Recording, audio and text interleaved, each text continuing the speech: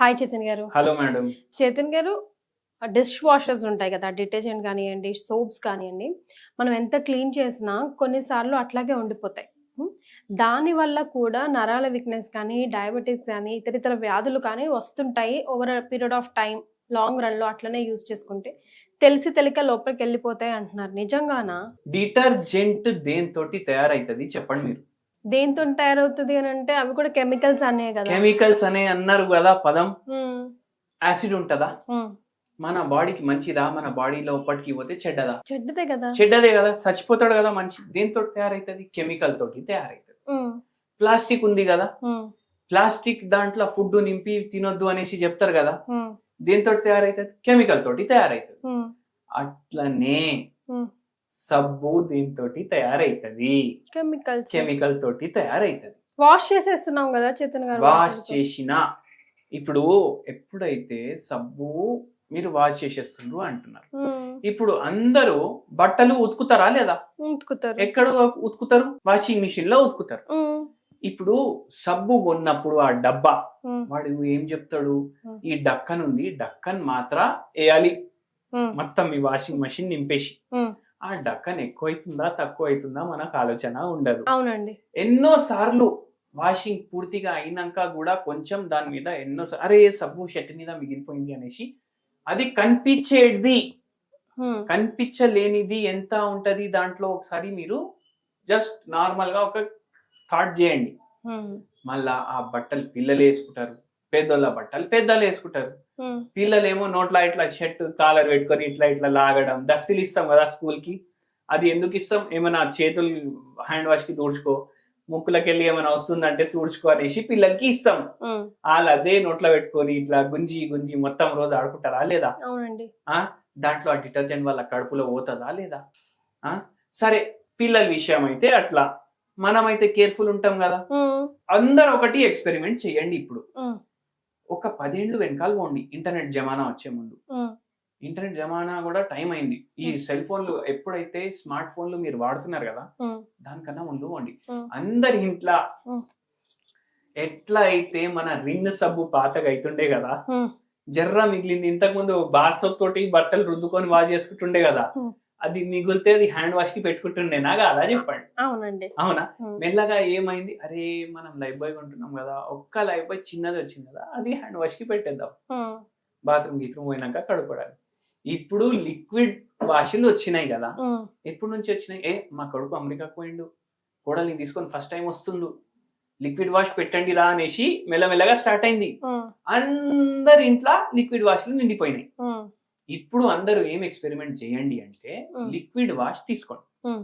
Liquid wash తీసుకొని హ్మ్. మీ చేతుల్లో మంచిగా అప్లై చేయండి. హ్మ్. నల్లు ఆన్ చేసి చేతులు వాష్ చేసుకోండి. హ్మ్. ఇంకా టవల్ కి తుడుచుకోకండి. హ్మ్. మొత్తం వాటరే కనిపిస్తుంది కదా వాష్ చేసుకున్న తర్వాత. హ్మ్. ఇప్పుడు ఏం చేయండి అంటే 2 చేతులు ఇట్లా పెట్టి ఇట్లా రుద్దండి. హ్మ్. ఇట్లా రుద్దుకొని చూసినాక మీకు తెలుస్తుంది ఇంకా సబ్బు మీ చేతిలో ఉంది. మరి అట్లయితే శానిటైజరో అన్నాం గదా! అది కూడా కెమికలే గదా! ఎప్పుడు అన్నాం శానిటైజర్? కోవిడ్ టైంలో అన్నాం. ఇప్పుడు హ్మ్. ఏమైనా కోవిడ్ ఉందా? ఇప్పుడు లేదు కూడా కదా. ఇప్పుడు కూడా ఏ తుమ్మొచ్చినా, దగ్గొచ్చినా శానిటైజ్ అవును, చేసుకోండి. ఎందుకు చేస్తున్నారు? అసలు అవసరమే లేదు. హ్మ్. కోవిడ్ ముందు ఎట్లా ఉంటుండే అట్లా ఉండండి. మళ్ళా ఇంకోటి, హ్మ్. ఇప్పుడు ఈ సబ్బులలో డిటర్జెంట్లలో ట్రైకోసాన్స్ ఉంటాయి. హుహు. ఇవి ఏం చేస్తాయి? హ్మ్. న్యూరోటాక్సిక్. ఇవి హ్మ్. సబ్బులో ఉంటాయి. న్యూరోటాక్సిక్. హ్మ్. ఇట్లా బట్టలు మొత్తం రోజు మనం వేసుకుంటాం, స్కిన్ కూడా అబ్జర్వ్ చేస్తుంది. అవునంట. ఇవి పోయి నరాలది బలహీనత కాజ్ చేసేటట్టు చేస్తాయి. హ్మ్. మళ్ళా ఇంకోటి హ్మ్. 1,4 డయాక్సిన్ అనేసి ఒకటి ఉంటది. హ్మ్. 1,4 డయాక్సిన్ ఏం చేస్తుంది? షుగర్ వ్యాధి, బీపీ వ్యాధి హ్మ్. ఇవి వచ్చేలాగా చేస్తుంది. ఈ డిటర్జెంట్స్ వాడితే డిటర్జెంట్స్ వల్ల ఉంటది దాంట్లో. వామ్మో! మనం ఏమనుకుంటాం జనరల్‌గా ఇంత పాష్ లైఫ్ స్టైల్ మెయింటైన్ ఆ చేస్తున్నాము. ఇంత ఇంత సిన్సియర్‌గా, డెడికేటెడ్‌గా ఉంటాం అనుకుంటాం గానీ, ఎక్కడో చోట లైఫ్‌లో ఏదో ఒక కెమికల్ వల్ల ఏదో క్యాన్సర్ ప్రాబ్లమ్. కేసులు ఎందుకు పెరుగుతున్నాయి ఇంత?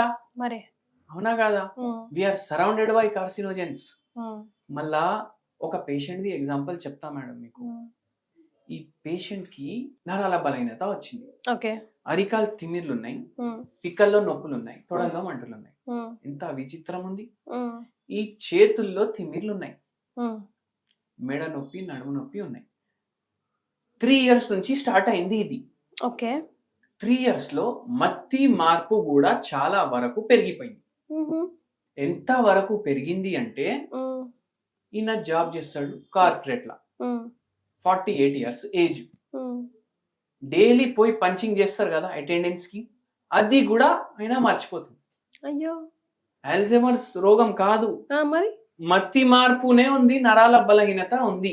ఏంటో పరిస్థితి మరి. అయితే ఏంది అంటే ఈయనకు యాంగ్జైటీది కూడా ప్రాబ్లం ఉండే. ఓకే. ఒక మీటింగ్ ఉన్నప్పుడు ఖచ్చితంగా చేతులు వాష్ చేసుకోవాలి సబ్బుతో. ఇట్లా రోజుకి 10, 15, 20 సార్లు సబ్బుతోటి వాష్ చేసుకోవడం. టైప్ ఆఫ్ ఓసిడియా? Type of OCD. Okay. Anxiety కూడా ఉంది కదా.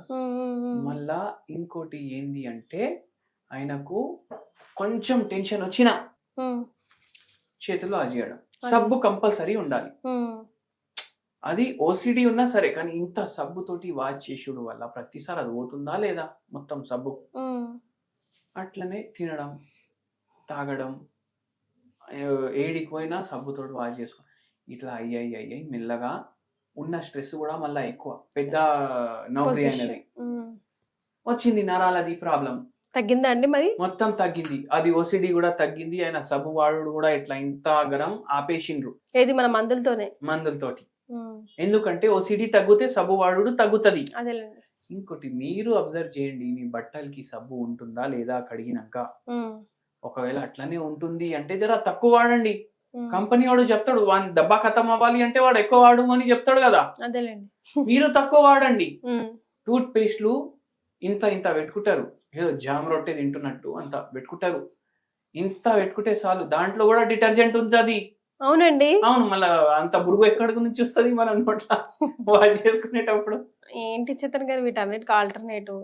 ఏం ఆల్టర్నేట్ అంటే పాతకాలం జమానా ఎట్లా ఉండే అట్లా ఉండండి.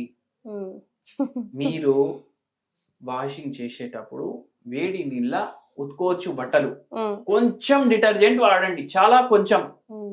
బ్రష్ చేసుకోవడానికి మీరు ఆయుర్వేదంవి టూత్ పౌడర్లు వాడండి. మళ్ళీ ఏం చేస్తారు తెలుసా, ఇప్పుడు వంటింట్లా మొత్తం శుభ్రంగా ఉండాలి అనేసి లేడీస్లు ఏం చేస్తారు అంటే, ఆ వంటింట్లది ప్లాట్ఫామ్ ఉంటది కదా, ఇప్పుడు ఏమన్నా వండంగానే కుక్కర్లా రైస్ వండుతారు, అది సీటీ రాగానే మొత్తం పడుతుంది కదా దాని మీద, అది మొత్తం సాఫ్ చేస్తారు. వాటర్ తోటి కూడా సాఫ్ చేస్తే పోతుంది కదా. కానీ ఏం చేస్తారు, సబ్బు వేసి సాఫ్ చేస్తారు. సబ్బు వేసి సాఫ్ చేయడం వల్ల దాని మీద సబ్బుది పార్టికల్ ఉంటుందా లేదా? ఉంటదండి. ఇప్పుడు సాయంత్రం అవ్వగానే మా ఆయనకి రొట్టె కావాలి, డాక్టర్ చేతన్ అన్నారు డైలీ జొన్న రొట్టె ఇవ్వండి, ఇచ్చేస్తారు. టపా టపా దాని మీదనే కొట్టి తయారు చేస్తారు బండరాయి అనుకుని. దానికి ఉన్నది మొత్తం డిటర్జెంట్ ఏదైతే మిగిలింది వాళ్ళ ఆయన కడుపులో పోతుంది. అట్లనే చపాతీలు దాని మీదనే తయారు చేసుకుంటారు. అట్లనే చేస్తాం.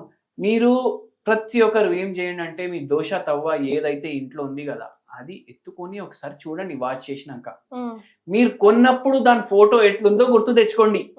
ఇవాళ ఎట్లుంది, ఏదో ఫుడ్ పార్టికల్ మిగిలి అది బ్లాక్ అవుతుందా కాదా, దాంట్లో డిటర్జెంట్ కూడా మిగులుతుందా కాదా, మీరు చెప్పండి. అయితే అట్లా మనం పాయిజన్ ఫుడ్లు తినేసి ఇట్లా నరాల బలహీనత, షుగర్ అది ఇవన్నీ తెచ్చుకుంటున్నాం. సో పాత పద్ధతుల్లోకి వెళ్తే ఆరోగ్యమే మహాభాగ్యం అన్న చెందాక కొద్దో గొప్ప మన ఆరోగ్యాన్ని మన చేతులతో కరెక్ట్ చేసుకోవచ్చు. మన ఆరోగ్యం మన చేతుల్లో. డెఫినెట్ గా మీకు కూడా ఇలాంటి హ్యాక్స్ ఏమైనా ఐడియాకి వస్తే, ఇలాంటి తప్పులు మనకు తెలిసి తెలియకుండా చేస్తున్నాం అని అనిపిస్తే కింద కమెంట్ చేయండి. Thank you so much Chaitanya.